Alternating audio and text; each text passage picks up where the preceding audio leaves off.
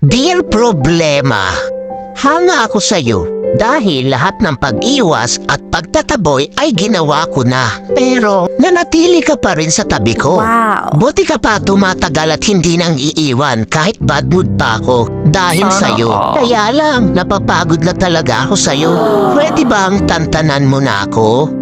I-give up mo na ako, please. Mag-break na tayo, problema.